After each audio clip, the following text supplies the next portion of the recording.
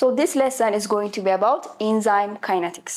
So enzyme kinetics ማለት it is about the studying of how the enzyme እንዴት activation energy lower አድርጎ and also considering the factors affecting the enzymes ፕሮዳክቱን እንደሚያመጣልን ምን ታይፕ ኦፍ ኮንሰንትሬሽኖች ደግሞ ይሄንን ካይናቲክስ አፌክት እንደሚያደርጉት ነው የምናየው ማለት ነው። ሶ ኢንዛይም በዋናነት ባይ ሎወሪንግ አክቲቬሽን ኢነርጂ ነው ስፒድ አፕ የሚያደርገው የሚለውን ተስማምተናል። ሶ በአጠቃላይ ይሄንን ኤክስፕረስ ለማድረግ የተሰጠ ኢኩዌሽን አለ። ዲስ ኢኩዌሽን ኢዝ ኖን አስ ዘ ማይክልስ ሜንተንስ ኢኩዌሽን ማለት ነው። ይሄ ዲስክራይብ የሚያደርግልን actually the relationship of the substrate concentration with the kinetics ወይም ደግሞ the reaction of the enzyme ማለት ነው።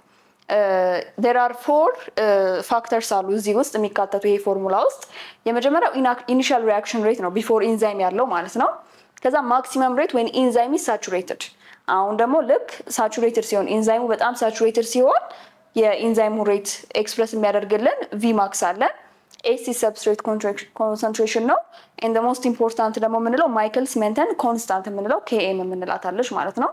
there is a graph actually representing እንዴት እንደሚሰራ ልክ substrate concentrationአችን እየጨመረ በመጣ ቁጥር the action of ወይም ደግሞ the maximum effect of the enzyme እየጨመረ ነው የሚመጣው። ስለዚህ it's directly related with substrate concentration።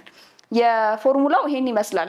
ኢኒሺያል ሪአክሽን ሬት ለማወቅ ማክሲመም ኮንሰንትሬሽን ኦፍ ኢንዛይም ከሰብስትሬት ኮንሰንትሬሽን ጋር እና ኦቨር ሰብስትሬት ኮንሰንትሬሽን ፕላስ ማይክል ሜንተንስ ኮንስታንት ማለት ነው። ሶ ማን ሲጨምር ምን ይቀንሳል የሚለውን ለማየት ሃየር የሆነ ማይክልስ ሜንተን ኮንስታንት ካለን ሎ ኢንዛይም ሰብስትሬት አፊኒቲ ነው የሚኖረን። ስለዚህ ይቀንሳል። ማይክል ሜንተንስ ኢትስ ኢንዳይሬክትሊ ሪሌትድ ዊዝ ዘ ሬት ኦፍ ሪአክሽን ማለት ነው። ሎ የሆነ ማይክል ሜንተንስ ኮንስታንት ካለን ሃይ የሆነ ኢንዛይም ሰብስትሬት አፊኒቲ ነው የሚኖረን። ሪአክሽን ሬታችን ኦፍ ኮርስ ሰብስትሬት ኮንሰንትሬሽን ሲጨምር ምን ያደርጋል? ይጨምራል።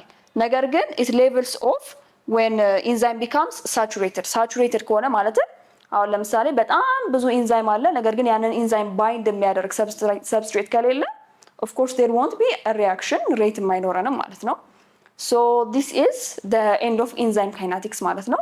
ኢንዛይም ካይናቲክስ ሲምፕሊ ስተዲስ አባውት ሃው እንዴት ከሎወር አክቲቬሽን ኤነርጂውን ሎወር አድርጎ በማን አፌክት አድርጎ ያንን ኤክስፕረስ የሚያደርግልንን በማይክልስ ሜንተን ኢኩዌሽን ተገልጾልናል ማለት ነው። ሶ ዲስ ኢዝ ዘ ኤንድ ኦፍ አወር ኢንዛይም ካይናቲክስ ሌሰን። The next lesson is going to be about the industrial application of enzymes. እስከዛ ድረስ